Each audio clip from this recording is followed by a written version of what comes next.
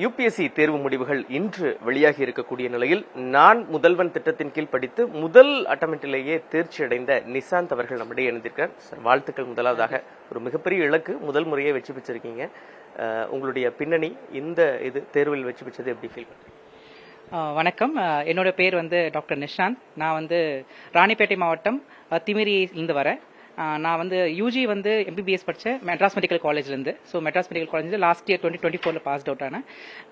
2024 முடிச்சதுக்கப்புறம் என்னோட கனவா ஐஏஎஸ் ஆகணும்னு சொல்லிட்டு, ஸோ அந்த கனவு நிறைவேற்ற நான் முதலும் திட்டத்தில் அந்த தகுதி தேர்வை எழுதினேன். அதில் எனக்கு இங்கே ஏஐசிஎஸ்சியில் தங்கி படிக்கிறதுக்கு எனக்கு வாய்ப்பு கிடைச்சிச்சு. ஸோ அதுக்கப்புறம் இங்கே வந்தேன். இங்கே வந்ததுக்கப்புறம் எனக்கு இங்கே mission director sir Sudhakaran sir IRPS அவர் ரொம்ப எனக்கு ஹெல்ப்ஃபுல்லாக இருந்தார். அண்ட் நான் முதல்வன் டீம் இவங்க 2 பேர் எனக்கு backbone of my preparation for entire journey. So my first அட்டம்ப்ட்லேயே ப்ரிலிம்ஸ் கிளியர் பண்ணேன். ப்ரிலிம்ஸ் கிளியர் பண்ணதுக்கப்புறம் மெயின்ஸ்க்கும் சார் இங்கே 2 months தங்கி நம்ம ப்ராக்டிஸ் பண்ணோம், ப்ரிப்பரேஷன் பண்ணோம்.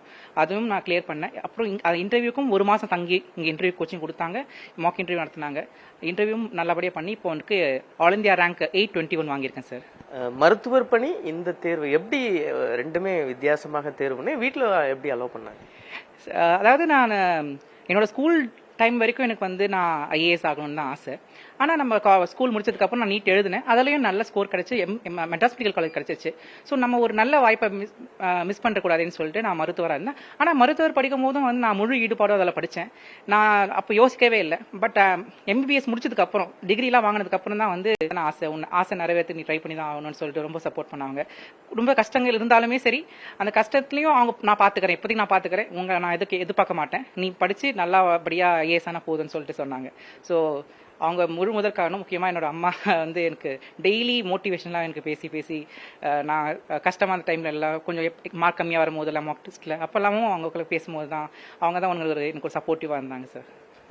முழுக்க இப்போ நான் முதல்வன் ஸ்கீம் உங்களுக்கு எந்த அளவு பேக் போனா இருந்தது, அதை பற்றி சார்? எனக்கு கம்ப்ளீட்டாக நான் ஸ்டார்டிங்லேருந்து இப்போ இன்டர்வியூ ஸ்டேஜ் வரைக்குமே ஃபுல் அண்ட் ஃபுல் எனக்கு கம்ப்ளீட் சப்போர்ட் ஃப்ரம் நான் முதல்வன் டீம் தான்.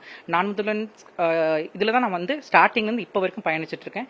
நான் வேறு எந்த ப்ரைவேட் அகாடமிக்கும் ஜாயின் பண்ணதும் கிடையாது, போனதும் கிடையாது, கோச்சிங் கிளாஸ் போனது கிடையாது. So from the beginning to the end கம்ப்ளீட்டாக எனக்கு நான் முதல்வன் டீமும் அதோட மிஷன் டைரக்டர் சுதாகரன் சார் ஐஆர்பிஎஸும், அதுக்கப்புறம் இங்கே ஏஐசிஎஸ்சியோட principal sir and DC ma'am இவங்க இங்கே ரொம்ப நல்ல உணவுகள், நல்ல ஊட்டச்சத்தான உணவுகள்லாம் கொடுத்து நல்ல தங்குறதுக்கு இடம் கொடுத்து பார்த்துக்கிட்டாங்க. ஸோ எல்லாருக்கும் நன்றி தெரிவிச்சுக்கிறேன் இந்த டைமில். உங்களுடைய விரிவான பதிலுக்கு நன்றி, வாழ்த்துக்கள் மறுபடியும். தேங்க்யூ. புதிய தலைமுறைக்காக ஒளிப்பதிவாளர் ஜெய்சனுடன் செய்தியாளர் விக்னேஷ் முத்து.